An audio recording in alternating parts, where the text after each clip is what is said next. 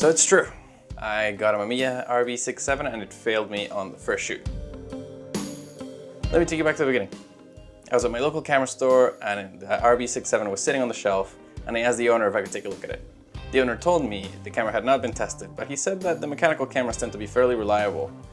And he also tried to sell it to me by saying, this is a camera that even if you don't use it, you date it for a while, and then you have it in your library of cameras that you've used. So with a little bit of back and forth, I decided to pull the trigger. I got the camera, got a couple rolls, and I was very excited to try it out on the next day.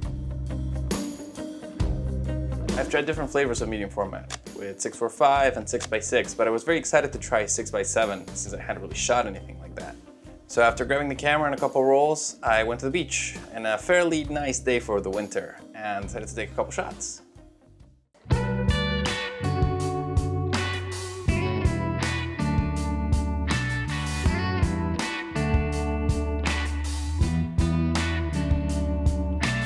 So first impressions, it's definitely heavy. The thing was a brick. It came with a strap, so it made it a little bit easier to carry, but my back was definitely sore the next day.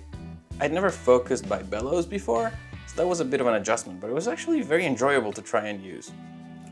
The rotating back was also very cool. It was neat not having to rotate the camera and go into some weird position to try and get a portrait. And the 90mm was an interesting focal length for it. Since it was 6x7, it was a bit of an adjustment going from 6x5 or 6x6.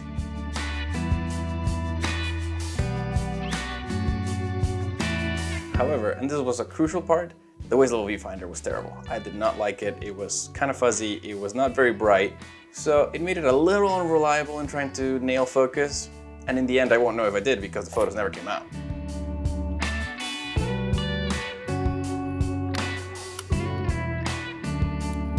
So what really happened to the camera? When I got my rolls back, it looked like I had shot long exposures, basically. After doing some digging, I come to find out that the shutter was jammed.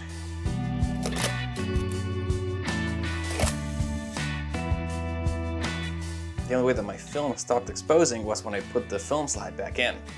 With the camera being a leaf shutter and having the shutter on the lens, apparently it's a common issue for the shutter to get jammed. And after watching a few videos and doing some online digging, I found this video by William Shepskin, which I'll link below, which talks about his experience with Mamiya RB67s and really getting to hear how much trouble he's had in servicing the cameras and having to fix up jammed shutters. I come to find out that it's a common issue, and it just so happened the camera that I picked up, which was not tested, had this very problem.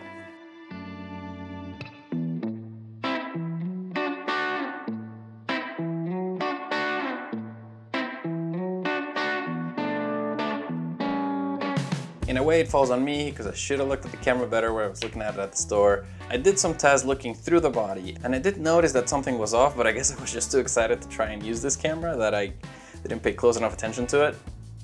There were some really cool missed opportunities that I wish I would have gotten.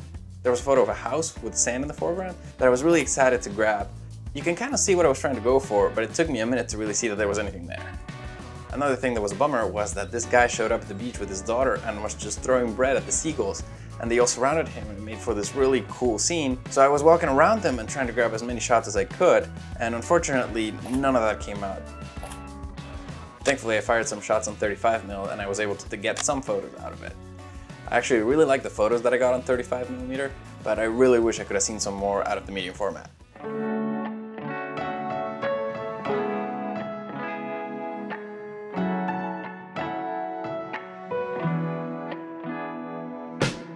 So in the end, after all my film was back and none of it came out, and finding all this information about the shutter jamming on Mamiya RB67s, and seeing what other people's experiences have been with it, I returned the camera.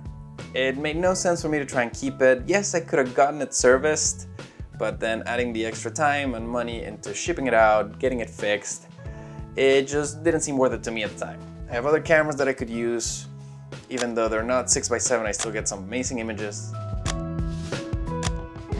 I know there's other options for 6x7 from Mamiya, Pentax, and other cameras. So I'm gonna keep an eye out, see what I can find, but I am not running to grab an RB67 anytime soon.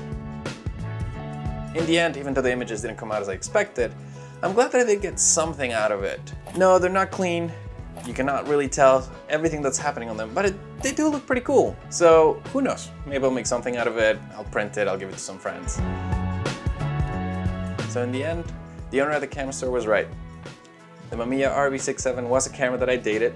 We had a very fun time, but it didn't last forever.